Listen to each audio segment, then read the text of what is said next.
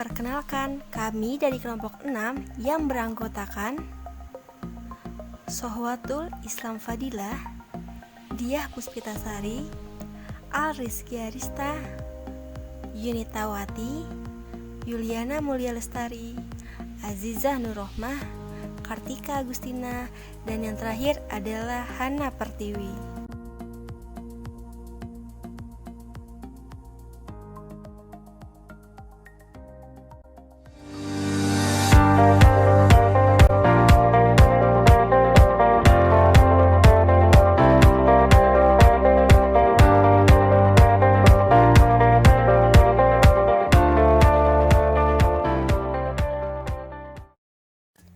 Hai teman-teman, di video kali ini kami akan membahas tentang pencemaran udara beserta pengertian, dampak, dan solusinya.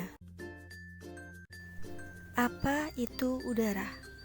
Udara adalah campuran dari berbagai gas secara mekanis dan bukan merupakan senyawa kimia. Udara merupakan komponen yang membentuk atmosfer bumi yang membentuk zona kehidupan pada permukaan bumi. Fungsi udara.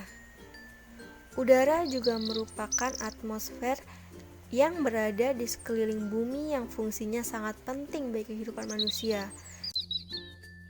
Yang pertama, di dalam udara terdapat oksigen untuk manusia, hewan, dan tumbuhan bernafas. Yang kedua, karbon dioksida untuk proses fotosintesis oleh klorofil daun. Dan yang terakhir, ozon untuk menahan sinar ultraviolet.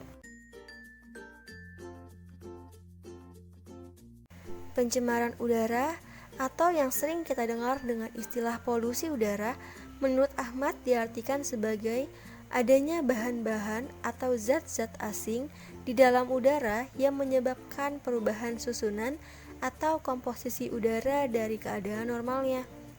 Perwujudan kualitas lingkungan yang sehat merupakan bagian pokok di bidang kesehatan. Udara sebagai komponen lingkungan yang penting dalam kehidupan perlu dipelihara dan ditingkatkan kualitasnya sehingga dapat memberikan daya dukungan bagi makhluk hidup untuk hidup secara optimal. Namun, saat ini kualitas udara sangat memprihatinkan akibat pencemaran udara tersebut. Pencemaran udara dibagi menjadi dua, yaitu point surge dan non-point surge. Point surge adalah polusi yang berasal dari satu sumber, seperti emisi pabrik. Yang kedua adalah non-point surge, yang artinya polusi yang berasal dari banyak sumber, seperti asap kendaraan. Jenis-jenis polutan. Yang pertama ada polutan primer. Polutan primer adalah substansi pencemar yang langsung ditimbulkan dari sumber polusi. Contoh polutan primer adalah karbon monoksida, karbon dioksida, hidrokarbon, sulfur oksida, nitrogen oksida, dan berbagai partikel lainnya. Dan yang kedua adalah polutan sekunder. Polutan sekunder adalah substansi pencemar yang terbentuk dari reaksi polutan primer di atmosfer. Contoh polutan sekunder adalah ozon, formaldehida, dan peroksi asil nitrat. Bahayanya, jika polutan tersebut terhirup dan masuk ke dalam tubuh kita, polutan tersebut dapat menyebabkan penyakit pada paru-paru seperti batuk, asma, emfisema, bahkan yang terparah adalah kanker. Berikut adalah contoh kasus nyata dari bahaya polusi udara. 30.000 orang warga Kota Bekasi menderita infeksi saluran pernapasan akut atau ISPA sepanjang tahun 2017 yang diduga diakibatkan oleh polusi udara. Sebenarnya seberapa parah kualitas udara di Bekasi? Berikut liputannya untuk Anda. Polusi udara yang diakibatkan oleh asap kendaraan bermotor disebut sebagai penyebab utama dari tingginya angka penderita infeksi saluran pernapasan akut atau ISPA di Kota Bekasi. Data Dinas Kesehatan Kota Bekasi menyebutkan sepanjang tahun 2017 sebanyak 30.000 orang warga Kota Bekasi menderita ISPA. Lantas, benarkah kualitas udara di Bekasi buruk?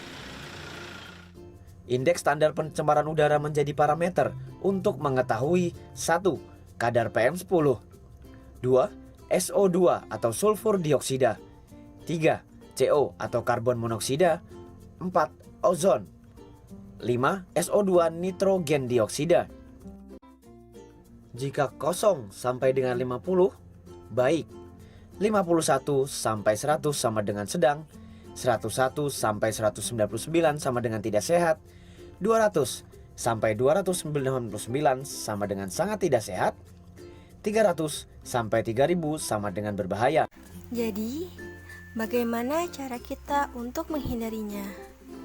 Yang pertama, batasi berjalan di jalanan yang ramai kendaraan.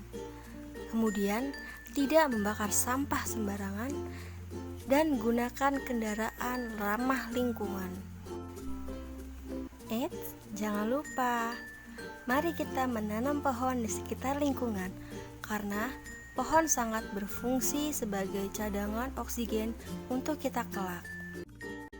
Nah, seperti itu teman-teman, bahayanya polusi udara bagi kesehatan kita. Baiklah, sekian dari kami. Terima kasih.